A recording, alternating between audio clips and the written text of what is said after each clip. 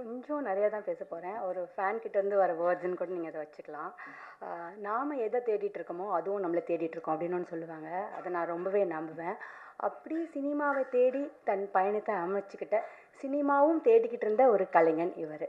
வாழ்க்கையில் நம்ம எவ்வளோ பெரிய ஆளாக இருந்தாலும், எவ்வளோ பெரிய இடத்துக்கு போனாலும், நமக்கு பிடிச்சவங்களுக்காக, நமக்கு பிடிச்ச விஷயங்களுக்காக நம்ம என்ன வேணால் பண்ண தயாராக இருப்போம்.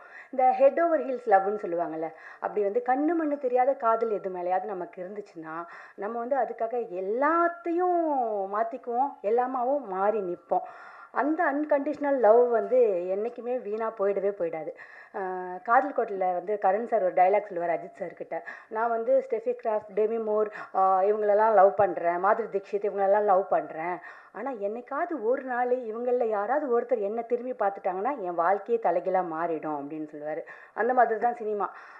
அதை வந்து கண்ணை மூடிக்கிட்டு உயிரை கொடுத்து லவ் பண்ணுற எத்தனையோ ஆயிரம் பேர் இருக்காங்க. அதில் யாரையாவது அப்படி திரும்பி அது கடைக்கண் கொண்டு பார்த்துச்சுன்னு வைங்களேன், அவங்க வாழ்க்கையே மாறிடும். ஆனால் இந்த சினிமாவினுடைய காதல் அப்படிங்கிறது வந்து சும்மா வந்துடாது. அது வந்து வெற்றி அப்படிங்கிற ஒரு போதையோடு வரும். அந்த போதை வந்து நான் ரொம்ப பெரியவன்டா அப்படின்ற ஒரு மாயையை, ஒரு மமதையை கொடுக்கும். அதுலேருந்து தப்பிச்சு வரவங்கள நான் ரொம்ப பெரிய ஆளுமையாக பார்ப்பேன். அப்படி தான் நான் இவரையும் பார்க்குறேன். இப்போவுமே வந்துட்டு ரொம்ப சாதாரணமாக நான் சாதாரண பையன், என்ன என்ன சார் இவ்வளோ இயல்பாக இருக்கீங்கன்னு கேட்டால், ஐயோ இப்படி சொல்லாதீங்க, இதுவே எனக்கு பிடிக்கல அப்படின்னு சொல்கிற அவரை பார்க்கும்போது, அவர் நம்ம வீட்டு பையன், நம்ம பையன் அப்படின்ற ஒரு மனநிலை தான் வருது. இந்த நம்ம வீட்டு பையன், நம்ம குடும்பத்தில் ஒருத்தராக இருக்கிற மணிகண்டன் இன்னைக்கு குடும்பஸ்தராக மாறி இருக்காருன்னா அவரை வாழ்த்து வரவேற்க வேண்டியது நம்மளுடைய கடமை இல்லையா? அவரை வாழ்த்துவோம். இந்த படத்தை பற்றி சில வார்த்தைகள் பேசுமாறு திரு மணிகண்டன் அவர்களை அழைக்கிறோம்.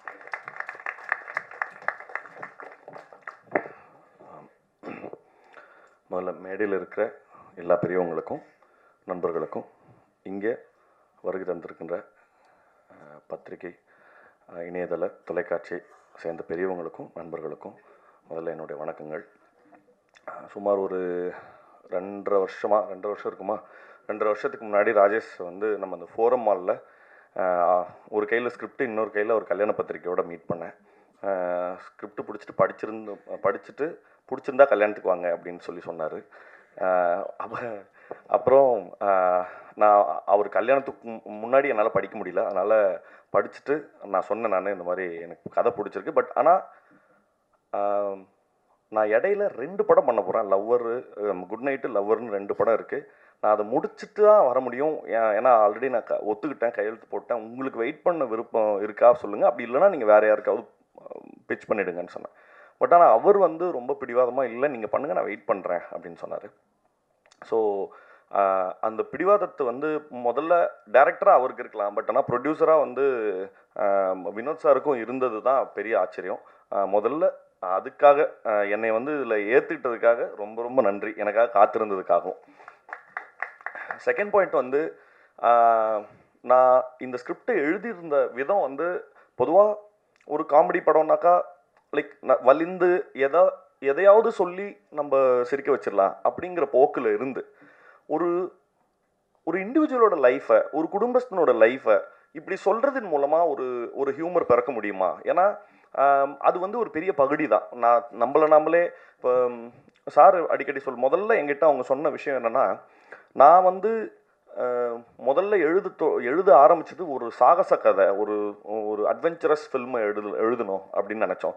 சரி, என்ன அட்வென்ச்சர் எழுதலாம் அப்படின்னு பார்க்கும்போது, ஒரு மலையிலிருந்து தங்கத்தை திருடிட்டு வர்றது, கொள்ளையடிக்கிற மாதிரியான படம் எழுதலாமா, கவுபாய் ஃபில்ம் எழுதலாமா, ஆக்ஷன் அட்வென்ச்சர் எழுதலாமா அப்படின்னு யோசிச்சு ஒரு லெவலுக்கு அப்புறம் சலிச்சு, இன்னைக்கு தேதிக்கு ஒரு குடும்பத்தை நடத்துகிறதே பெரிய அட்வென்ச்சர் தான், அதை எழுதுவோம் அப்படிங்கிற மாதிரி பேசி, அதை ரொம்ப ரொம்ப சரிவர ரொம்ப தட்டையான ரைட்டிங்காக இல்லாமல் ஒரு சராசரியாக 25,000 30,000 வாங்குகிற ஒரு குடும்பஸ்தனுக்கு இன்னைக்கு இப்போ பொங்கல் முடிஞ்சிருக்குன்னா வீட்டில் எல்லா சொந்தக்காரங்களும் வந்திருக்காங்களா, அவங்களுக்கு துணிமணி எடுத்து கொடுக்கணும், நிறைய விஷயங்களுக்கு காசு ஸ்பெண்ட் ஆகிடும்.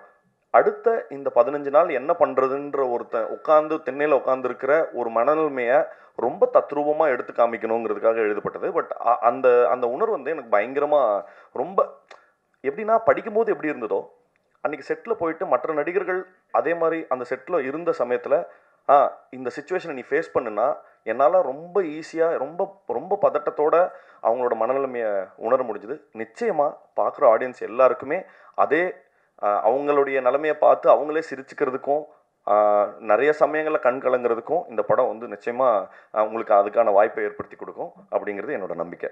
செகண்ட் பாயிண்ட்டு, இந்த படத்தில் ஒர்க் பண்ண நிறைய முதல்ல நடிகர்கள்ட்டேருந்து ஆரம்பிச்சிடுறேன்.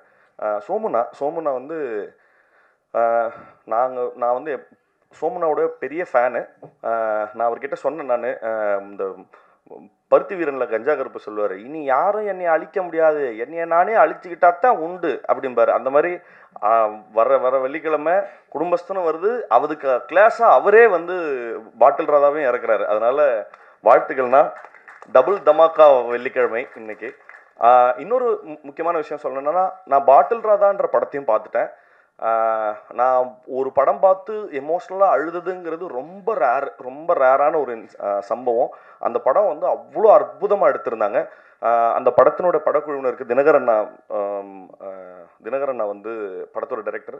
சோமுனாவுடைய பர்ஃபார்மன்ஸ் வந்து அவ்வளோ ப்ரில்லியண்ட்டாக இருந்தது. நான் அழக்கூடாதுன்னு ரொம்ப கஷ்டப்பட்டு வெயிட் பண்ணிட்டு இருந்தேன்.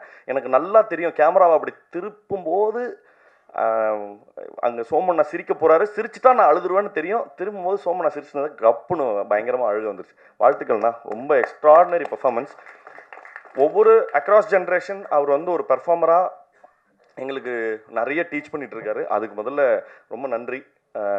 அண்டு சுந்தரராஜன் சார் பற்றி சொல்லணும். அவர் வந்து அவருடைய பெரிய எக்ஸ்பர்டீஸ் அவருக்கு மைண்டில் வச்சுருந்தாலும், இவன் யாரா சின்ன பசங்க, இவனுங்க வந்து நம்மளுடைய என்ன சொல்கிறது, இவனுங்க போய் நம்மளை ஆர்டர் பண்ணுறதா அப்படிங்கிற எந்த என்ன சொல்கிறது ப்ரிசெட்டோடைய ஐடியா இல்லாமல் அவர் வந்து எங்கள் லெவலுக்கு நிறைய, நான் ஒரு காமெடி சொல்லவா அப்படின்னு ஏதோ சின்ன பசங்க கெட் டுகெதரில் வந்தவங்க, நான் கூட ஒரு காமெடி எழுதியிருக்கேன் அது சொல்லவா அப்படின்னு அவ்வளோ குழந்தைத்தன்மையாக எங்கள் கூட வேலை பார்த்தாரு. அவருக்காகவும் அப்புறம் நான் கனகம்மா வந்து நான் அடிக்கடி சொல்லுவேன், அவங்க கிஃப்ட் ராப் பண்ண வெடிகுண்டு அப்படின்னு சொல்லி. ஆனால் அவ்வளோ எனர்ஜி இருக்கும் அவங்கள்ட்ட. அவங்களுடைய ஒர்க்கும் வந்து ரொம்ப ஃபினாமினல். அண்ட் அதுக்கு டப்பிங் பேசுகிறேன் தனமாவுக்கும் ரொம்ப ரொம்ப நன்றி. ஏன்னா அந்த கேரக்டர் அவ்வளோ உயிர்ப்பாக வந்திருக்கு. ஷான்வி வந்து உண்மையாகவே வந்து நான் நிறைய தடவை அவங்கக்கிட்ட சொல்லியிருந்தேன், ஏங்க தமிழ் தெரிஞ்சு யாராவது ஓகே பண்ணியிருக்க வேண்டியதானே, ஏன் தெலுங்கு அவங்க அப்படின்னு சொன்னபோது, இல்லை அவங்க பர்ஃபார்மன்ஸாக ஆடிஷன் பண்ணி பார்த்ததில் எனக்கு ரொம்ப கான்ஃபிடென்ஸ் இருக்குதுன்னு சொன்னாங்க. எனக்கு பெருசாக ரிலக்டண்ட்டாக தான் இருந்தது எப்படி இவங்க ஆக்ட் பண்ண போகிறாங்கன்னு. பட் ஆனால் த வே ஷி பெர்ஃபார்ம்டு, அது ஹியூமர் காமெடி சீன்ஸ்லையும் சரி, இமோஷனல் சீன்ஸ்லையும் சரி, அவங்க டயலாக் பேசிக்கிட்ட விதம், அதுக்கப்புறம் இன்னும் தமிழ் பேசுறதுன்றதே ரொம்ப கஷ்டம். பட் ஒரு எக்ஸ்டென்ட்டில் கொங்கு தமிழோடைய அன்னோட்டேஷன்ஸையும் புரிஞ்சுக்கிட்டு அவ்வளோ பிரமாதமாக ஒர்க் பண்ணி கொடுத்தாங்க. தேங்க்யூ ஷான்வி. அண்டு உங்களுடைய இந்த டெபியூக்கு அப்புறம் உங்களுக்கு இன்னும் பெரிய பிரைட் ஃப்யூச்சர் வந்து தமிழ் சினிமாவிலையும் இருக்கணும்னு சொல்லி நான் வாழ்த்துறேன். அண்டு என்ன சொல்கிறது, இந்த படத்தில் முக்கியமாக இந்த படத்தில் நக்கலைட்ஸ் ஆர்டிஸ்ட் எல்லாருமே ரொம்ப பிரமாதமாக, இந்த வட்டார வழக்கு வந்து அவங்க பிரமாதமாக பேசுவாங்க, அது அவங்களோட ஃபோர்ட்டே, கோயம்புத்தூர் ஸ்லாங் பேசுனது எனக்கு ரொம்ப கஷ்டமாக இருந்தது. ஏன்னா நான் அது ரொம்ப புதுசு எனக்கு. அதை பிரமாதமாக வந்து எனக்கு நிறைய சமயங்களில் சொல்லி கொடுத்த இந்த படத்தில் இருக்க நிறைய ஆர்டிஸ்ட், முக்கியமாக ஃபஸ்ட்டு வந்து முத்தமிழ். ஏன்னா முத்தமிழ் கூட தான் எனக்கு நிறைய சீன்ஸ் இருந்தது. முத்தமிழ், அப்புறம் ஜென்சன் சாரு, அனிருத், இந்த மாதிரி எக்கச்சக்கமான ஆர்டிஸ்ட் வந்து நிவே, அப்புறம் எனக்கு அக்காவும் நடிச்சிருக்காங்க நிவேலேருந்து, எல்லாருமே எனக்கு வந்து பயங்கரமாக கோச் பண்ணாங்க. கிருஷ்ணா, மிதுன், இவங்க எல்லாருமே ஹெவியாக என்னை வந்து அந்த ஸ்லாங்கை எப்படி பேசணுங்கிறத கோச் பண்ணிட்டே இருந்தாங்க. அது ரொம்ப நான் நன்றி கடன் பட்டிருக்கேன். ஏன்னா நான் டப்பிங் பேசுகிற வரைக்கும் அதை அப்படியே கொண்டு வந்து சேர்த்தாங்க. முக்கியமாக நான் இங்கே ஒரு முக்கியமான ஒருத்தரை பற்றி பேசணும், அது பிரசன்னா சார். ஏன்னா நான் இந்த படம் பண்ணதுக்கு மிக முக்கியமான கிஃப்ட்டு டேக்அவே வந்து அவருடைய ஃப்ரெண்ட்ஷிப் தான். அவர் வந்து ஒரு பெரிய என்ன சொல்ற தனி மனிதனுடைய நம்பிக்கை இவ்வளோ ஒரு பெரிய சாம்ராஜ்யத்தை கிரியேட் பண்ணுங்கிறது, நான் கோயம்புத்தூரில் போய் நக்கலைட்ஸ் ஆஃபீஸ்க்கு போய் அங்கே இருக்கிற அவங்க கிரியேட் பண்ண கண்டென்ட்ஸும் அவரோட விஷனையும் இதெல்லாம் தெரிஞ்சுக்கிட்டதுக்கப்புறம் எனக்கு அது வந்து இது வந்து என்னுடைய கரியருக்கு அவர் தெரிஞ்சுக்கிட்டா க்ரோத்தா அப்படி இல்லைங்கிறத தாண்டி நான் உள்ளமா இன்டர்னல் க்ரோத்துக்கான ரொம்ப முக்கியமான ரெஃப்ரெஷிங்கான நிறைய விஷயங்கள் அவர் எங்களுக்கு சொல்லி கொடுத்தாரு. ரொம்ப நன்றி சார், தேங்க்யூ ஸோ மச். அப்புறம் இந்த படத்தில் நடிகர்கள் எல்லாம் முடிச்சிட்டோன்னா இந்த வரேன். அடுத்தது வந்து காஸ்டியூம்ஸ்க்கு வந்து மீரா மீரா வந்து எப்படின்னா ஏதோ அந்த இந்த கிண்டர் கார்டன் குழந்தைங்க மாதிரி தான் பேசுவாங்க. வந்து சார் உங்களுக்கு வந்து ஷர்ட்டு சைஸ் வந்து இதுவாக இருந்ததுன்னா முன்னாடியே சொல்லிடுங்க சார். அவங்க பெரும் பதட்டத்திலே இருப்பாங்க. இல்லைம்மா சரிம்மா நான் இல்லை சார் அது இருந்தால் சொல்லிடுங்க 40ல் 41லேயும் இருக்குது அப்படின்னு சொல்லி அவ்வளோ பார்த்து பார்த்து உங்களுக்கு ஓகே இல்லை சார் ஓகே சார் அவ்வளோ பிரமாதமாக ஒன்றும் பார்த்து பார்த்து செஞ்சு கொடுத்தாங்க.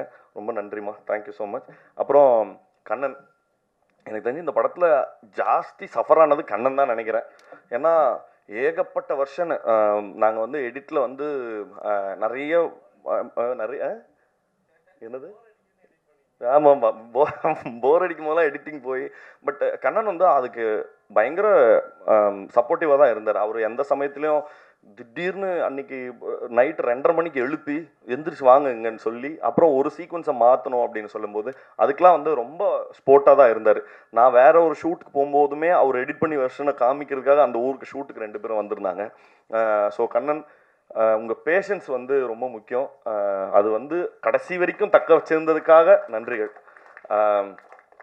அப்புறம் சுஜித் வந்து எனக்கு தெரிஞ்சு இந்த படத்தில் கண்ணனுக்கு அப்புறம் அதிக கஷ்டப்பட்டது யாருன்னா சுஜித் தான் நினைக்கிறேன். முக்கியமாக நடிகர்களை வந்து ஒரு இடத்துல நிற்க வச்சு அதை ஷூட் பண்ணுறதுக்கு வந்து என்ன சொல்கிறது நிறைய டைம் கன்ஸ்ட்ரெயின்ஸ் இருந்தது. ஏன்னா நிறைய லைவ் லொக்கேஷன்ஸ்லையும் எடுக்க வேண்டியிருந்தது. அந்த லைவ் லொக்கேஷன் சிக்கல்கள் எல்லாத்தையுமே ரொம்ப அனுசரித்து வேலை செஞ்சு கொடுத்தாரு. தேங்க்யூ சுஜித். அப்புறம் நம்ம சுரேஷ் சார் வந்து இது 2வது ப்ராஜெக்ட். நான் மத்தகம்க்கு அப்புறம் இங்கே ஒர்க் பண்ணுறோம். சுரேஷ் சார் எப்படின்னா அவர் எப்படி ஒரு வேலையை செஞ்சு முடிக்கிறாருன்னு தெரியாது. இந்த சிவாஜி படத்தில் ரஜினி சார் நடந்து வர எல்லாம் மாறிக்கிட்டே இருக்கும் பின்னாடி, அந்த மாதிரியான ஆள் அவர் வந்து ஒரு என்ன சொல்கிறது, இவ்வளோ கன்ஸ்ட்ரெயின்ட்டான இருக்கிற டைமில் இப்படி ஒரு செட்டு வேணும்னாக்கா அதை ரொம்ப சீக்கிரமாக எஃபெக்டிவாக பண்ணி கொடுத்தாரு. ரொம்ப நன்றி சார். அப்புறம் வின்சினா வந்து இவர் சொன்ன மாதிரி தான், நாங்கள் ஷூட்டிங் கூட அவ்வளோ கஷ்டப்படல. பட் ஆனால் அந்த ஃபோட்டோ ஷூட்டை வந்து அவ்வளோ டீட்டெயிலுக்காக ஏகப்பட்ட லேயர்ஸ்க்காக அப்படி அந்த ஐ ஃபார் த டீட்டெயில் வந்து ரொம்ப ஹெவியாக இருந்தது. அதோட ரிசல்ட்ஸ் தான் வந்து எங்களுக்கு போஸ்டர்ஸ்க்கு கிடச்ச நிறைய பாராட்டுகள் வந்து வின்சினாக்கு தான் சேரணும். தேங்க்யூண்ணா, ரொம்ப நன்றி. இப்போ ப்ரொடியூசர் சார், எனக்கு தெரில ஒருத்தருக்கு வந்து நாங்கள் அடிக்கடி சொல்லிகிட்டே இருப்போம், இந்த பாஷா ஃபர்ஸ்ட் ஹாஃபில் ரஜினி சார் மாதிரி என்ன பண்ணாலும் எப்படி இவர் கோவமே வரமாட்டேங்குது, இவருக்கு கோவத்துக்கு போகிற அந்த நரம்பு கட்டாயிருச்சு, நாங்கள் கிண்டல் பண்ணிட்டே இருப்போம். அவருக்கு வந்து என்ன பண்ணாலும் வந்து கோவமே வராது. அவ்வளோ கனிவான கைண்டான ஒரு பர்சனை பார்க்குறது வந்து இன்றைக்கி ரொம்ப ரேர். எனக்கு வந்து இப்போ யோசித்து பார்த்தா இது வரைக்கும் அவர் பேசின வார்த்தை, என்கிட்ட பேசின மொத்த வார்த்தையும் சேர்த்தாலே வந்து ஒரு பஸ் டிக்கெட் பின்னாடி எழுதிடலாம், அவ்வளோதான் பேசியிருப்பார். அவ்வளோ லிமிட்டடாக இந்த மேடையில் பேசின எவ்வளவோ அதுதான் இந்த ஃபுல் ப்ராஜெக்ட்லேயுமே என்கிட்ட பேசியிருப்பார். ஸோ ரொம்ப நன்றி சார் எங்கள் மேலே நம்பிக்கை வச்சதுக்காக. அண்டு வைசாக் கிட்ட நாங்கள் ஃபஸ்ட்டு ராஜேஷ் தான் வந்து என்கிட்ட சொன்னார், இந்த மாதிரி வைசாக் தான் வந்து இந்த படத்துக்கு மியூசிக் அப்படின்னு சொல்லி. நான் வைசாக் கிட்ட சொன்னேன், இங்கே பாருங்கள், காமெடி ஃபில்ம்ஸுக்கு ஜென்ரலாக ஒரு டெம்ப்ளேட் மியூசிக் இருக்கும், அதை நம்ம யூஸ் பண்ணிக்க வேண்டாம். நம்ம ராஜேஷும் நானும் ஏற்கனவே பேசி வச்சுருந்தது என்னென்னா, எப்படி ஒரு அட்வென்ச்சர் ஃபில்மு ஒரு ஆக்ஷன் ஃபில்முக்கான மியூசிக் எப்படி இருக்குமோ அப்படி இருக்கலாம் காமெடிக்கு அப்படின்னு சொன்னேன். பட் அதை வந்து கிராக் பண்ணுறதுக்கு, ஏன்னா அவர் வழக்கத்துக்கு மீறி ஒன்று பண்ணணுன்றதுனால அதை கிராக் பண்ணுறதுக்கு ரொம்ப கஷ்டப்பட்டார்.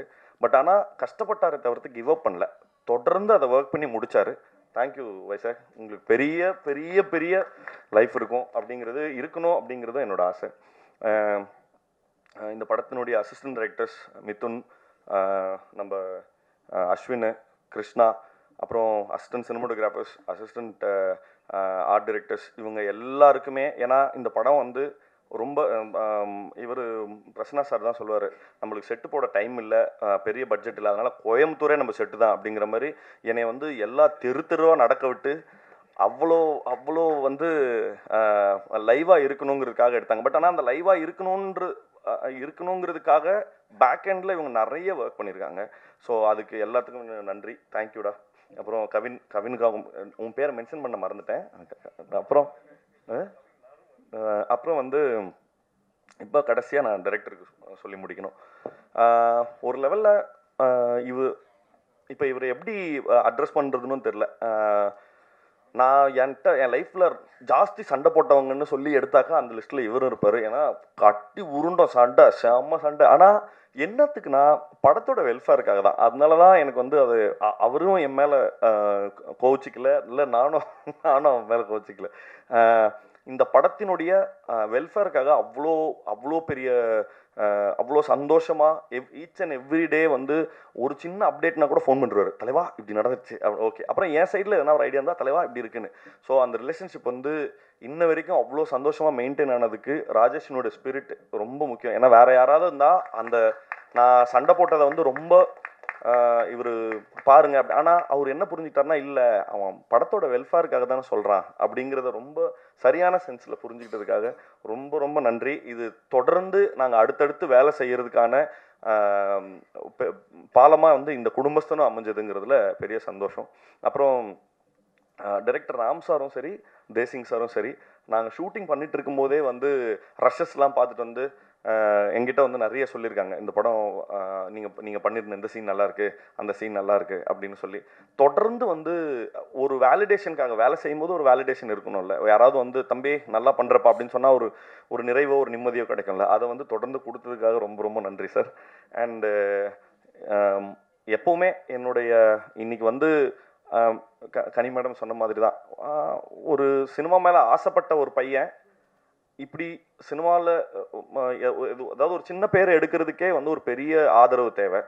அந்த சின்ன பேரை எடுக்கிறதுக்காக இவ்வளோ பெரிய ஆதரவு கொடுத்த உங்கள் எல்லாருக்கும் ரொம்ப ரொம்ப நன்றி. ஏன்னா தொடர்ந்து என்னுடைய எல்லா படங்களுக்கும் சின்ன சின்ன முயற்சியை கூட நீங்கள் பெருசாக பாராட்டி எழுதுனது தான் என்னை வந்து அடுத்த ஏதாவது தொடர்ந்து நல்ல வேலைகளை செய்கிறதுக்கு வந்து என்னை ஊக்குவிச்சுக்கிட்டே இருக்குது. தேங்க்யூ. என்றைக்குமே ரொம்ப கிரேட்ஃபுல்லாக இருப்பேன் அதுக்கு.